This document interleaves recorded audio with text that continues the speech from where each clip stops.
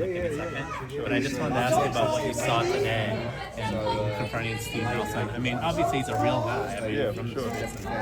Definitely. What was your takeaway? I just think, two hungry fighters, two fighters who come from a rough background, and we're both hungry. We're both ready to put on a great show for the fans this Saturday. And like I said, let the best man win. Yeah, there's really so much credibility that comes from the Beaumont, Terence Crawford gym, stuff like that. Beating a guy like that, does that credibility add to you or boost your own career? For sure, man. I feel like I beat a lot of good fighters in my career, and I haven't gotten the credit for them. Up till recently, where one of my opponents brought up an upset against one of Eddie's fighters.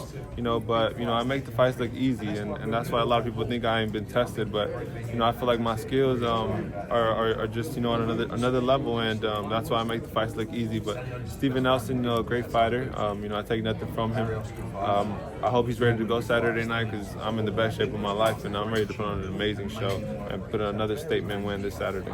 Is this a great opportunity too to sort of flex your jab? You are so much bigger and taller than him. I mean, is that something you can really lean on? Oh, for sure, man. My jab is my best weapon, and you guys have seen it in my past fights, and you guys will see it again. My jab comes behind everything else, and I feel like I have the IQ to put my shots together, to counter punch, push my opponent back. I can do it all in the ring. So I'm ready to go Saturday night. Just ready to put on a great show, man. It's the DP show. It's the DP era. Thank you so much, Diego. Thank you, brother. Diego, man, what did you make of his, passion speech? Did any part of it start to tug at that South Central in you and bring that out of you at all, or give you anything extra heading into the fight? No, not really.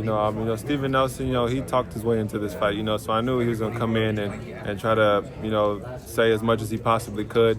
And take advantage because he's never been at a stage like this, and I brought him here, I put him on this show, and now it's time to go. I'm here to put the work in Saturday night. Steven, whatever he's been through, I respect him as a human, I respect him as a man, but it's the DP show, man. It's the DP time. We talked about the jab just now with Lance, but we talked about it last week too, and how sometimes, it could be boring winning a fight easy. But in this fight, if you are winning the fight easy with your length, do you kind of just stick with that?